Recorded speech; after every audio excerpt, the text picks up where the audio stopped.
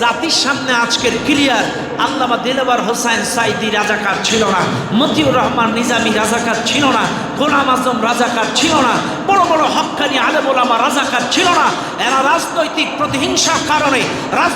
প্রতিহিংসার কারণে এরা এদেরকে রাজাকার তকমা লাগায় তাদেরকে বিনা অপরাধে তাদেরকে ফাঁসির কাস্টে ঝুলাইছে। বিনা অপরাধে অসংখ্য মানুষদেরকে এই দেশে রাজাকারের তকমা লাগিয়ে ফাঁসি দিয়েছে। কিন্তু আল্লাহর বিচার কত কাছে। বিচার শামসুদ্দিন চৌধুরী মানিক দেখেন, যেই সাইদি সাহেবকে ফাঁসির রায় দিল, যেই এই মিথ্যা রায় দিল, এরা আউট করে দিয়েছে। কথা বলা কেন? আল্লাহর বিচার কত কঠিন দেখেন না, ওরে একেবারে আউট করে দিয়েছে, একেবারে বোর্ড আউট। কথা বলা ঠিক না বেঠিক? এটাই আল্লাহর বিচার। কাজে মনে রাখবেন, এখান থেকে বাংলাদেশের মানুষ শিক্ষা গ্রহণ করবেন, এখান থেকে শিক্ষা গ্রহণ করবেন। আগামীতে এই বাংলাদেশে যত বিচারক আছেন, অন্যায় বিচার করবেন না, ন্যায় বিচার করবেন, ইনসাফ ভিত্তিক বিচার করবেন। এই জালেমরা যেমন তাদের শাস্তি পাচ্ছে, শামসুদ্দিন চৌধুরী মানিকের যেমন বিচার হচ্ছে, আগামীতেও যদি কেউ 2 নম্বরই করার চেষ্টা করে, তাদের বিচার ওই বাংলার জনগণ এভাবেই করবে। বার আমার, আমি যে কথা বলছিলাম, তাইলে আসেন, আমি আপনাদেরকে বলছিলাম যে 45তম বছরে হিজরত করে যখন মদিনায় আবিসিনিয়ায় চলে গেলেন, আবিসিনিয়ায় হিজরত করে চলে গেলেন, তাইলে আপনার আবিসিনিয়ায় যাওয়ার পরে এইবার মক্কার কাফেরদের টড়ক নড়ে উঠল। আমার দেশের 101 জন নাগরিক অন্য দেশে চলে গেল, এদেরকে ফিরায় আনা লাগবে, এদেরকে ফিরায় আনা লাগবে, যে কোনো কায়দায় এদেরকে ফিরিয়ে আনা লাগবে। কি করে ফিরিয়ে আনা লাগবে? এইবার 2 জনকে ঠিক করলো প্রতিনিধি, মক্কার কাফেররা 2 জনকে ঠিক করলো। একটা হলো আবু জেহেলের ভাই, আর একটা হচ্ছে আমর ইবনুল আস। এরা 2 জন। তো এই আমর ইবনুল আস পরবর্তীতে ইসলাম কবুল করেছে, কিন্তু তখনও পর্যন্ত ইসলাম কবুল করে নাই। আমর ইবনুল আস এখনো পর্যন্ত ইসলাম কবুল করে নাই। 2 জনকে ঠিক করলেন, মোটা অঙ্কের ঘুষ দিয়ে, টাকা দিয়ে ঠিক করলেন আবিসিনিয়ার থেকে তাদেরকে ফিরায় নিয়ে আসবে। দুনিয়ার মানুষ, মক্কার থেকে 2 প্রতিনিধি চলে গেলেন আবিসিনিয়ায়। আবিসিনিয়ায় যাওয়ার পরে বাদশাহ নাজ্জাশীর দরবারে চলে গেলেন। বাদশাহ নাজ্জাশীর কাছ থেকে 101 জনকে ফিরায় আনতে গেলে তাদের তো নির্দিষ্ট একটা অভিযোগ দেওয়া লাগবে। এই মক্কার 2 জন কাফের আবিসিনিয়া যাওয়ার পরে বাদশাহ নাজ্জাশীকে ডাক দিয়ে বললেন, বাদশাহ শুনে নেন, বাদশাহ কি করা যায় শুনে নেন বাদশাহ, আপনার এই রাজ্যে আবিসিনিয়ায় 101 জন লোক ঢুকেছে, মক্কার থেকে এসেছে। এই 2 জন প্রতিনিধি ডাক দিয়ে বলে, এরা ছিল রাজাকার, এরা ছিল জঙ্গি, এরা রাষ্ট্রবিরোধী।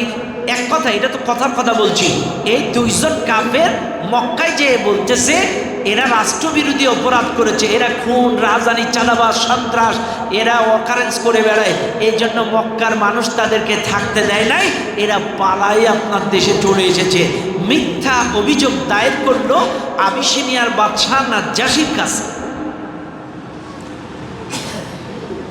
চাইলে আপনারা ভুল বুঝবেন না, কিন্তু আপনারা মনে করেন যে এখন শুধু মিথ্যা কলঙ্ক দেয় এটা বাংলাদেশের, এটা হাসিনার দোষ না, এটা কিন্তু সেই জামানার কাফেররাও দোষ দিয়েছিল।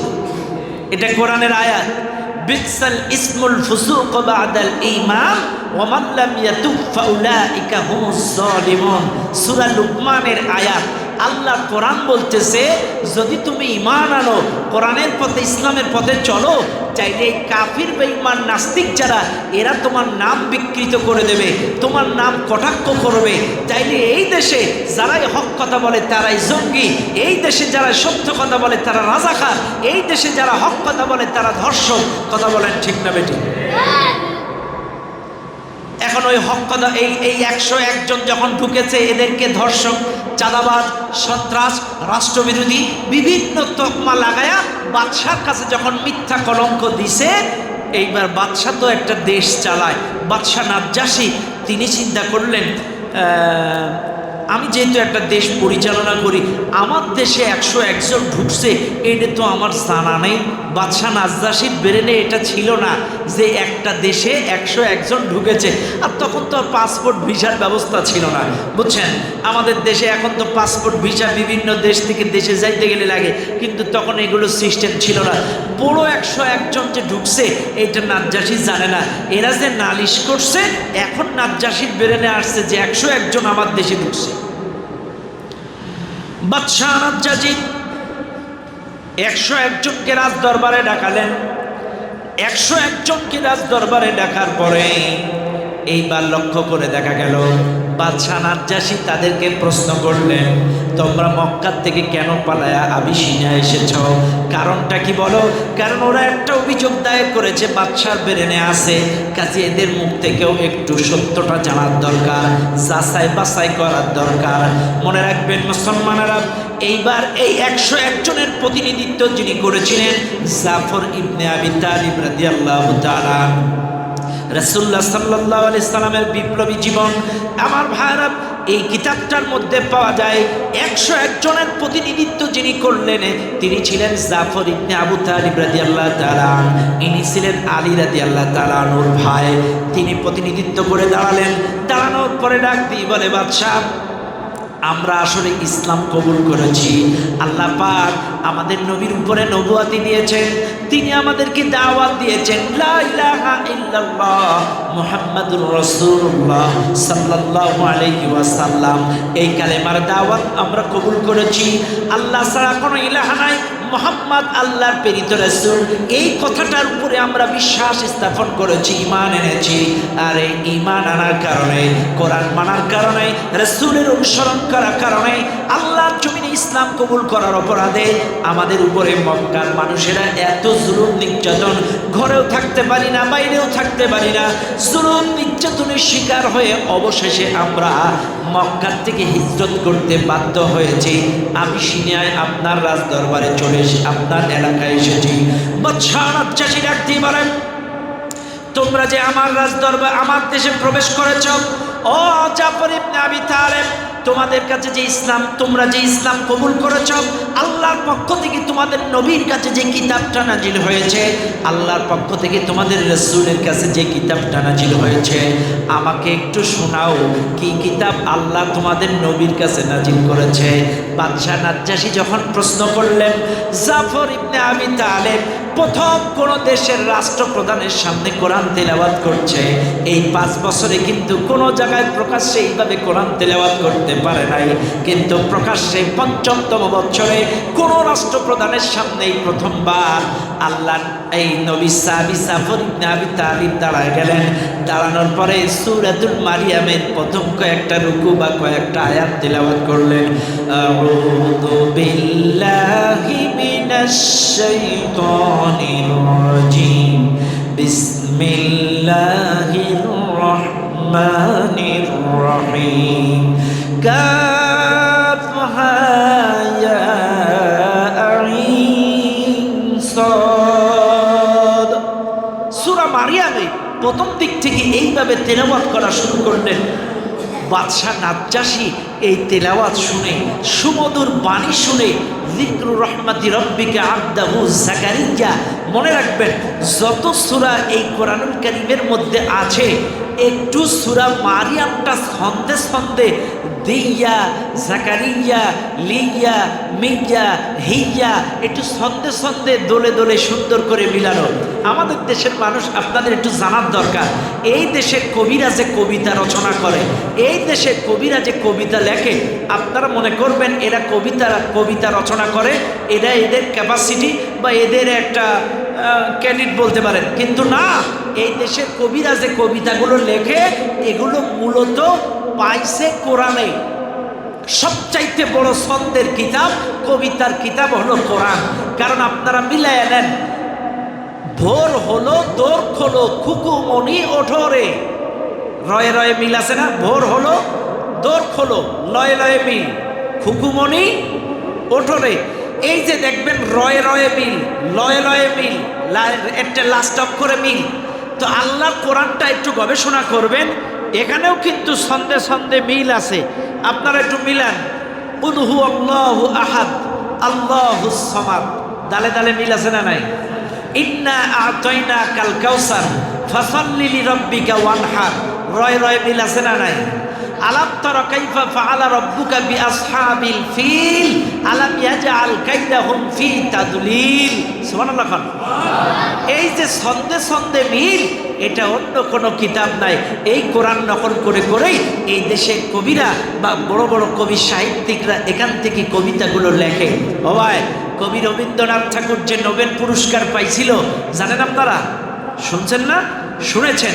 কবি রবীন্দ্রনাথ ঠাকুর নোবেল বিজয়ী হওয়ার পরে বিভিন্ন কবিরা কবি রবীন্দ্রনাথ ঠাকুরকে সাংবাদিকেরা ঘিরে ফেলেছিল। অনেক সময় দেখবেন কেউ যদি স্টার হয়ে যায়, বড় কিছু অর্জন করে, সাংবাদিকরা মোটামুটি মাসখানেক তার পিছনে ঘুরঘুর ঘুরঘুর ঘুরঘুর ঘুরঘুর ঘুরঘুর করে। তো কবি রবীন্দ্রনাথ ঠাকুর যখন নোবেল বিজয়ী হলেন, সাংবাদিকরা প্রশ্ন করছে, কবি রবীন্দ্রনাথ ঠাকুর আপনি এত সুন্দর এই গীতাঞ্জলি, উনি কিন্তু গীতাঞ্জলি সাহিত্যটা লেখার কারণেই কিন্তু নোবেল পুরস্কার পেয়েছিলেন। আপনারা যারা সাহিত্যে পড়াশোনা করেন, বিভিন্ন সাহিত্য, আপনারা বুঝবেন কবি রবীন্দ্রনাথ ঠাকুর নোবেল পাওয়ার কারণ গীতাঞ্জলি কাব্যটি লেখার কারণে। তো প্রশ্ন করলো, আপনি এই যে বালক, এতিম বালকের কাহিনী, এটা কোন জায়গায় পাইলেন, কোথা থেকে আবিষ্কার করলেন? এটা কিছুতেই রবীন্দ্রনাথ ঠাকুর পাবলিকের সামনে বলবে না। গোপন সংবাদের ভিত্তিতে একটা সাংবাদিককে ডেকে বলছে, দেখো এটা আমি কোরআনুল কারীমের একটা সূরা, আর আইতাল্লাযী ইউকাদ্দিবু বিদ্দীন ফাযালিকাল্লাযী ইয়াদউল ইয়াতীম, এই সূরা, এখানে এতিমের কথা লেখা আছে। এই সূরাটা নকল করে করে আমি গীতাঞ্জলি কাব্য বানাইছি। এটা সুবহানাল্লাহ বলবেন না? গীতাঞ্জলি কাব্যটির লিখতে যে সূরা মাউন তিনি গবেষণা করেছে, আর আইতাল্লাযী ইউকাদ্দিবু বিদ্দীন ফাযালিকাল্লাযী ইয়াদউল ইয়াতীম। ও ভাই, আজকে দেখেন না, আপনারা রাগ করবেন না, হাফেজ কিন্তু যে কোনো ধর্মের লোক হতে পারে। বুঝেন আপনারা? বুঝেন? হাফেজ কিন্তু যে কোনো ধর্মের লোক হতে পারে। কোরআনের হাফেজ। আপনারা মনে করবেন শুধু হাফেজ মুসলমানেরাই হয় না। একটা হাদিসে এসছে, রুহের জগতে রাসূলুল্লাহর রুহ যারা দেখেছে তারাই কোরআনের হাফেজ হতে পারে। কথা বুঝছেন? এবার আপনারা মিলাবেন, আমাদের দেশে এই যে বর্তমান আমেরিকার যে রাষ্ট্রদূত, এর আগে কে ছিল? ডান মজিনা, নাম শুনছেন না আপনারা? ডান মজিনা, সে কিন্তু হাফেজ ছিল। আপনাদের একটা তথ্য দেয়, সে কিন্তু হাফেজ ছিল, কিন্তু ঈমান আনে নাই। আমাদের এই উপমহাদেশে সর্বপ্রথম কোরআন বাংলায় অনুবাদ কে করেছিল? গিরিশচন্দ্র সেন। সে কি মুসলিম? তাইলে সে যদি কোরআন গবেষণা না করবে, এ কোরআন বাংলায় অনুবাদ করলো কি করে? এ কথা না, বোঝার চেষ্টা করেন। তাইলে এরা কিন্তু কোরআন গবেষণা করেছে, কিন্তু ঈমান আনে নাই। যে কোনো কারণে হোক ঈমান আনে নাই। কাজে আপনাদেরকে বলছি, আমি কথাটা বোঝার জন্য, কি কথায় উঠলো বলো? কোন কারণে কথাটা টানলাম? ও গীতাঞ্জলি, হ্যাঁ, ছন্দে কিতাব। ও বাদশাহ নাজ্জাশী যে তেলাওয়াত শুনলো, সূরা মারিয়ামের তেলাওয়াত, এই যে ছন্দে ছন্দে কিরাত শোনার পরে বাদশাহ নাজ্জাশীর চোখের কোণা দিয়ে অঝরে পানি পড়া শুরু হয়ে গেল। অঝরে চোখের পানি ঝরল। একটা পর্যায়ে বাদশাহ নাজ্জাশী বলেই ফেলল, শুনে নাও মুসলমানেরা, শুনে নাও আমার রাজদরবারের মানুষেরা, জীবনে কত নোবেল নাটক, কত কবিতা, কত ছন্দ আমি শুনেছি, কিন্তু আহারে মুসলমানদের মতো এত সুন্দর কবি, সাহিত্যে, ভাষা, ছন্দে ছন্দে এত সুন্দর সুমধুর কিতাবের বাণী আমার জীবনে কোনোদিন শুনি না। জীবনে বহু কবিতা শুনেছি, বহু নোবেল নাটক শুনেছি, ছন্দ শুনেছি, কিন্তু এত সুন্দর বাণী কোনোদিন শুনি নাই। কাফির বেঈমানেরা দুইজন যে গিয়েছিল ফেরানোর জন্য, মনে আছে আপনাদের? আমর ইবনুল আস আর একটা আবু জেহেলের ভাই, দুইজন মিলে যখন গিয়েছিল তাকে ফেরানোর জন্য, একজন, এইবার কাফের দুজন মিলে পরামর্শ করতেছে, পরামর্শ কি পরামর্শ? পরামর্শ করলেন যে দেখো বাদশা তো কোরআন শুনে পাগল হয়ে গেল, কাজে একে ভিন্ন কায়দায় খেপানো লাগবে। কি কায়দায় খেপানো লাগবে? এইবার বাদশা চিন্তা করলো, এইবার এই কাফের দুইজন তখন কিন্তু জাফর ইবনে ওই আমর ইবনুল আস ইসলাম কবুল করে নাই। আমি আবারও বলছি, আমর ইবনুল আস পরবর্তীতে ইসলাম কবুল করেছে, কিন্তু তখনও ইসলাম কবুল করে নাই। এবার দুইজন প্রতিনিধি তারা পরামর্শ করলো, যেহেতু বাদশাহ নাজ্জাশী খ্রিস্টিয়ান, বাদশাহ নাজ্জাশী কি তিনি খ্রিস্টান ধর্মের লোক ছিল, বাদশাহ নাজ্জাশী যেহেতু খ্রিস্টিয়ান, বাদশাহ নাজ্জাশীকে মুসলমানদের উপরে একটু খেপানোর দরকার। যেহেতু কোরআন শুনে তিনি বিমোহিত, কোরআন শুনে যেহেতু তিনি মুগ্ধ হয়ে গেল, এই মুহূর্তে বাদশাকে একটু খেপায় দেওয়ার দরকার। এইবার কাফেররা ষড়যন্ত্র করে বাদশাকে বলে, বাদশাহ আপনি এইবার এই মুসলমানদের কাছে প্রশ্ন করেন ঈসা আলাইহিস সালামের ব্যাপারে তাদের মতামত কি, ঈসা নবীর ব্যাপারে তাদের সিদ্ধান্ত কি, মতামতটাকে একটু আপনি শোনেন। এইবার বাদশাহ নাজ্জাশী মুসলমান জাফর ইবনে আবি তালিবকে প্রশ্ন করলেন, হে মুসলমানেরা, নবী ঈসা আলাইহিস সালামের ব্যাপারে তোমাদের মতামত কি? কারণ ঈসা আলাইহিস সালামকে খ্রিস্টানরা কি জানে?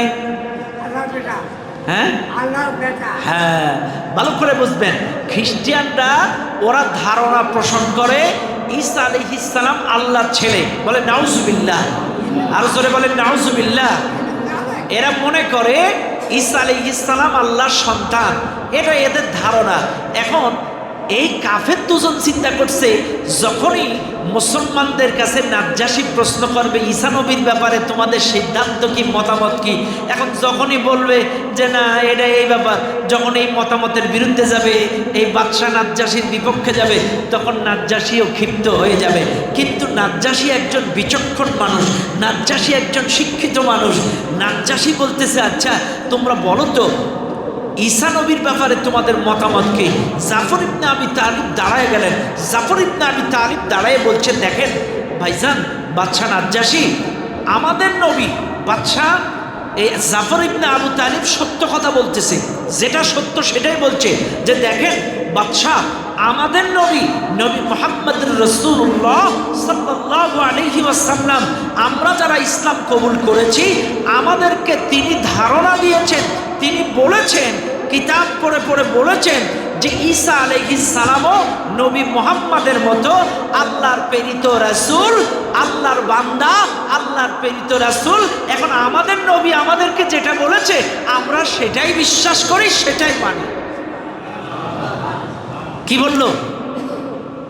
আমাদের নবী এটা বলেছে যে আমাদের নবী মুহাম্মদও যেমন আল্লাহর প্রেরিত রাসূল, ঈসা নবীও আল্লাহর প্রেরিত রাসূল, তিনি আল্লাহর একজন বান্দা, আল্লাহর গোলাম, আল্লাহর প্রেরিত রাসূল, আমরা সেটাই বিশ্বাস করি, এটা আমাদের নবী বলেছেন। এ কথা শুনে বাদশাহ নাজ্জাশী লাফ দিয়ে আসন থেকে নেমে নিচে একটা চিকন ঘাস ছিল, ঘাস, এই চিকন ঘাসটা তুলে, শোনো মুসলমানেরা, বিশ্বাস করো এই ঘাসটা যেমন সত্য, সত্য আমার কাছেও তোমরা যে ধারণা পোষণ করেছো ঈসা নবীও একটা মানুষ, আল্লাহর প্রেরিত রাসূল, আমিও সেটাই বিশ্বাস করি। এটা জোরে কর না সুবহানাল্লাহ। আমিও সেটাই বিশ্বাস করি, কাজে তোমাদের বিশ্বাস আমার বিশ্বাস এক, তোমাদের তেলাওয়াত শুনে আমি বিমোহিত, কাজে মুসলমানেরা আমাকে কালেমা পড়ায় দাও, লা ইলাহা ইল্লাল্লাহ মুহাম্মাদুর রাসূলুল্লাহ, চিৎকার মেরে বলেন সাল্লাল্লাহু আলাইহি ওয়াসাল্লাম। বাদশাহ নাজ্জাশী ইসলাম কবুল করলেন, এবং যে দুইজন কাফের ফেরত নিতে এসেছিল 101 জনকে, শুনে নাও তোমরা আমার মুসলিম ভাইদেরকে নিতে এসেছো, আজকের থেকে 101 জন এই আবিসিনিয়ার রাষ্ট্রীয় মেহমান। এতদিন তো পলায় পলায় আসিল, কিন্তু এখন কি? সুবহানাল্লাহ কন্যা, এখন কি? রাষ্ট্রীয় মেহমান। একটু চিৎকার মেরে বলেন সুবহানাল্লাহ। ইজ্জতের মালিক কে? আরো জোরে বলেন কে? এটা কিন্তু কোরআনের আয়াত। যারাই হিজরত করেছে এদের সম্মান বাড়িয়ে দিয়েছেন কে? জোরে বলেন কে? ওয়াল্লাযীনা হাজারু ফিল্লাহি মিন বা'দি মা যুলিমু লানুবাওবিআন্নাহুম ফিদ দুনিয়া হাসানাহ ওয়া লা আজরুল আখিরাতি আকবার লাউ কানু ইয়ালামুন। কোরআনের আয়াত সূরা নাহল। আল্লাহ পাক ডাক দিয়ে বলেন, যারা আল্লাহর জন্য, দ্বীনের জন্য, ইসলামের জন্য জুলুমের শিকার হয়ে বাড়ি ছেড়ে ঘর ছেড়ে হিজরত করে, আল্লাহ বলছেন লানুবাওবিআন্নাহুম ফিদ দুনিয়া হাসানাহ, এরা দুনিয়াতেও কল্যাণ পায়, ওয়া লা আজরুল আখিরাতি আকবার, আখিরাতেও বড় পুরস্কার পায়।